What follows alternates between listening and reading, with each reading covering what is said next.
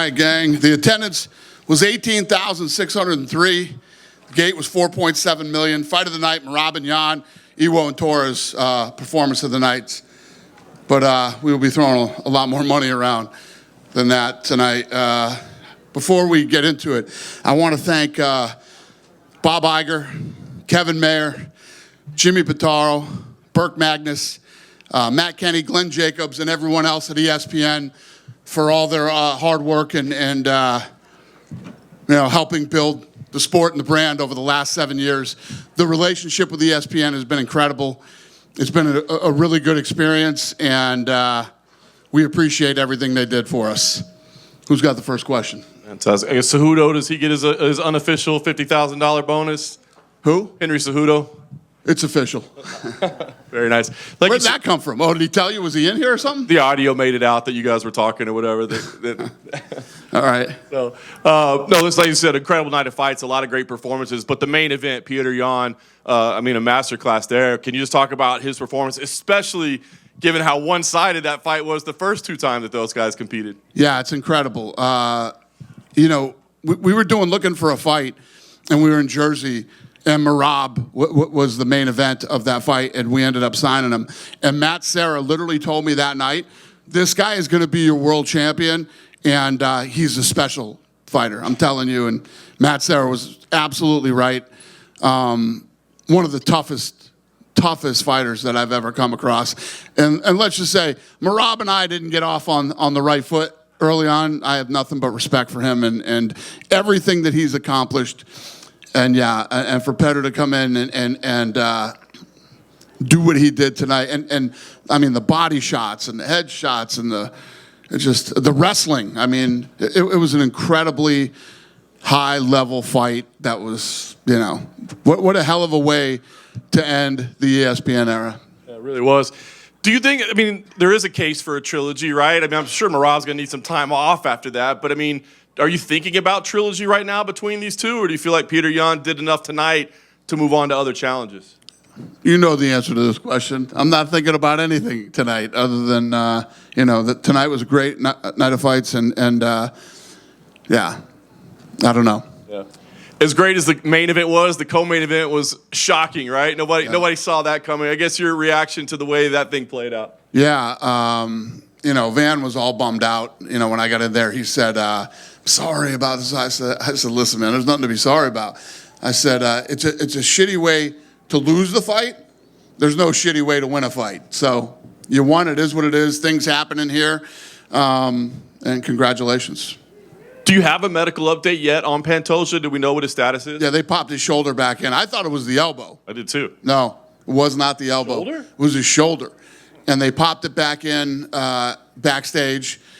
And now they got to do, MRIs and check out the ligaments and see how it is. So we don't have a time frame on how long he'll be out. I know the Tuesday answer as well, but I mean, given the way that thing played out, if he's okay, do you run that one back right away? Do you see what he's doing first? I don't think no matter what happens, listen, I'm no fucking doctor or anything, but I don't see him coming back anytime soon. I think that there would be a defense before he comes back. I think he's going to need some time. The healing process and sometimes, or most of the time, I would say ligaments are worse than a break.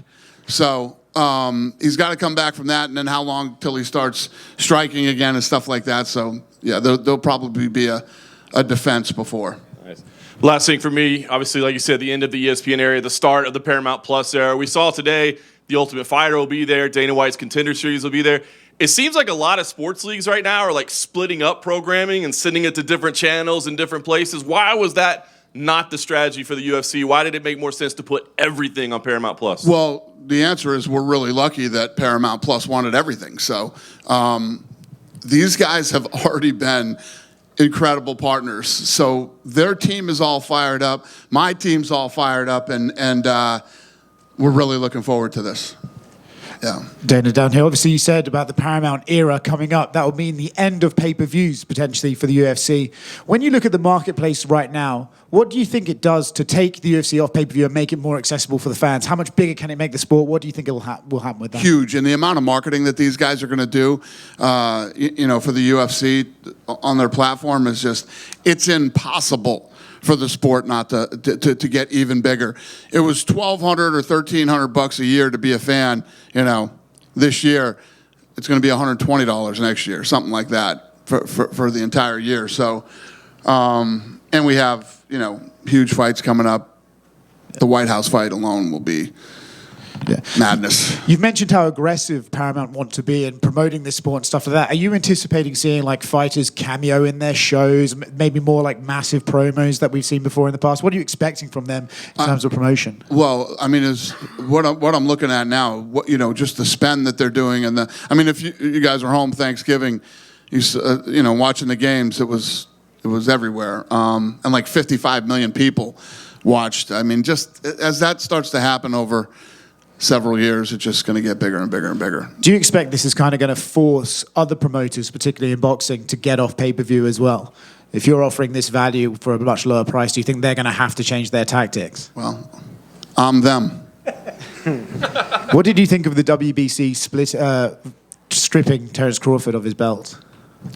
Listen, if you look at how this thing's playing out, first of all, let me say this. I love that all these boxing guys love the Ali Act the way it is now. I want to see how many of them actually stay there and do that version of the Ali Act instead of the add-on that we're going to do. You know what I mean? You don't have to be a fucking rocket scientist to see what's going on with all these guys. All these guys that are crying the loudest are the fucking problems. They're the problem, every one of these guys. And, Crawford, nobody told Crawford to say anything. Crawford's his own man doing his own thing, and that's how he feels. And we'll see how this thing plays out in the next couple of years. Are you surprised by this frosty reception from the other boxing promoters? No, not at all. Not at all. But here's the thing that's great for fighters is that they have options. All these promoters are saying the Ali Act is perfect and this is the way it should be. I want to see them all stay in it. I want every one of them to stay in the Ali Act as it is now for the next however many years. All right. I fucking guarantee you they won't. Two more quick ones from me. You said earlier this year that in the new deal, we should see fighter bonuses going up. Do you have any idea what that looks like yet? And can we expect that to be in place for the first event on Paramount? Yeah. No, I don't have any answers for that yet, but okay. Yes, probably. Okay. And last one from me. Tom Aspinall did interviews recently saying that his eye is not better. He was a little bit disappointed with some comments you made. Have you spoke to Tom? Do you know anything about that? And what's your reaction to what he said? I have not. Yeah, I mean, I get it. I don't remember exactly what I said. What did I say? That is just said you think that I think his eyes are okay. Yeah. Since no more pay-per-view, David with MMA Myanmar. Hold on, sir. I'm still talking to this guy. Sorry, my bad. Here's the thing. So obviously, and I know Tom said, I haven't even talked to him and all that stuff, but we have people all over him right now, checking up on him, making sure he's good. Does he need any help or, any specialists? Yeah, I'm no doctor. I'm just saying what I've heard. And that was in no way, it wasn't said in a way that they're like, oh, what do you think? I said, I think he's fine. It wasn't like that. I said, I think Tom's eyes are good. He's going to take some time, heal, come back to, that's all I said. I wasn't saying anything negative toward him. And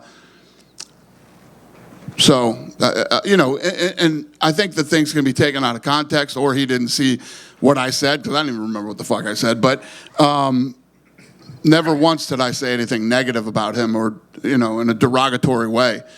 I'm sure he's upset and fired up, and, he'll get better, and we'll get him back in there. Yes, sir. Right. So thank you. I'm sorry about the first one. That's all right. Since there is no more pay-per-view, the fighter they used to get cut from pay-per-view, now, are you going to replace, based on the view or something like that, and pay the fighters? Yes. There is a model that we have figured out that can figure out how to pay guys based on pay-per-view still. Okay, thank you. And now Josh got the belt, and it's been a while since UFC held event in Singapore.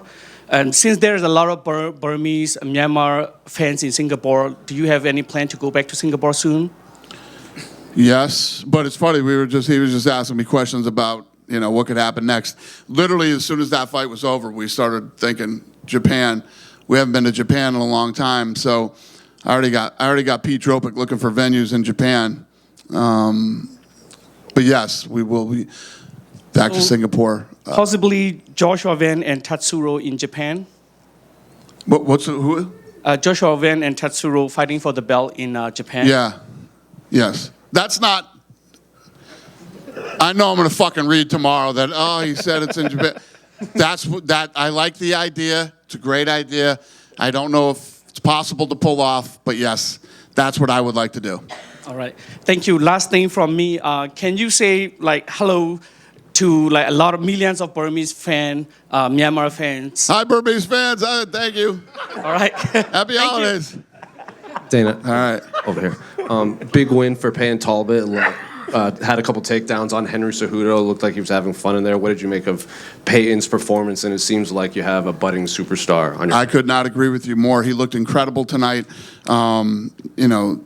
The distance, the range, picking him apart on the outside, the takedowns, and again, much like the main event, I mean, Henry Cejudo showed tons of heart, took some big shots tonight, and kept fighting right to the end. So it was a hell of a night for fights. And then on Henry Cejudo, what is he meant to the promotion? I know he obviously retired when he was in his prime, but he came back, and even Payne was in here, and he said, Henry he still has it. So I was very unhappy when he retired. I thought that was a really bad idea. He was in the prime of his career, and he and I talked about that tonight backstage. But yeah, the guy's had not just a hell of a fight career, just a hell of an athletic career. He's married. They're building a house. It's all good shit. And unrelated to this fight card, we haven't got to speak to you since all the big title fight announcements. Fans were a little surprised, I think, at the interim title and then the main event in Australia. Probably wasn't the matchups they thought were going to happen. So I guess why did you settle on Justin and Patty and Diego and Volk rather than Arman or anything like that? Yeah, that's just the way it played out in the war room. Yeah. Hey, Dana, right here, please. Yep. Want to ask about the fight that opened the prelims. Faris Ziam, he got a big win with a huge elbow knockout against Nazim Sadikov. Fares has won 6 fights in a row. This is the biggest win streak for a non-ranked fighter in the whole UFC. Would you consider right now Faris Ziam would deserve to fight a top 15 contender in the lightweight division? Somebody help me with that one. Faris Ziam from France had a very good fight today, and he was a 6th win in a row. Is the longest winning streak of an unranked fighter in the UFC. So would you consider him? What did you say? What was it? Top 15 fight for him? I'm sure we would. Yeah.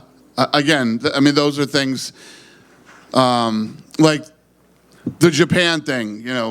These things are kind of stuff that'll pop up during the night that we think about and dive into it. But most of these other decisions aren't even talked about until Tuesday.